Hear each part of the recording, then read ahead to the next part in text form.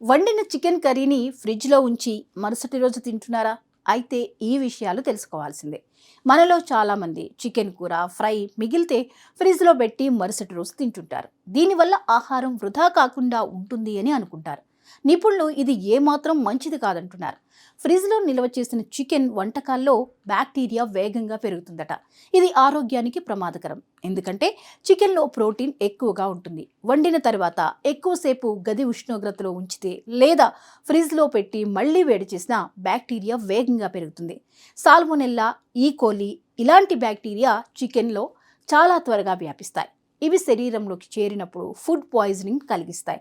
వాంతులు, విరేచనాలు, కడుపు నొప్పి, తలనొప్పి, జ్వరం, నీరసం ఈ సమస్యలు వస్తాయి.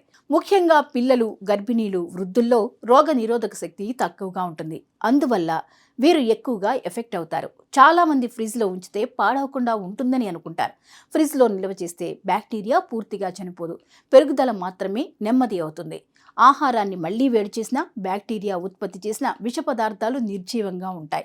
ఇవే ఫుడ్ పాయిజనింగ్ కు కారణమవుతాయి. కాబట్టి వండిన వెంటనే తినడం మంచిది. అవసరానికి తగినంత మాత్రమే వండితే నిల్వ చేయాల్సిన అవసరం ఉండదు. అంతేకాదు ఫ్రిడ్జ్లో 2 రోజుల కంటే ఎక్కువ రోజులు ఉంచిన వంటకాలను తినకూడదు. పిల్లలు, వృద్ధులకు ఇటువంటి ఆహారాన్ని పెట్టకూడదు. తాజాగా వండిన చికెన్ను వెంటనే వేడివేడిగా తినడం వల్ల రుచికరంగా మాత్రమే కాకుండా మంచి పోషకాలు కూడా శరీరానికి అందుతాయి. ఇదే ఆరోగ్యానికి కూడా మంచిది. సో ఫ్రిడ్జ్లో చికెన్ కర్రీని నిల్వ ఉంచే అలవాటును మానుకోవడం మంచిది.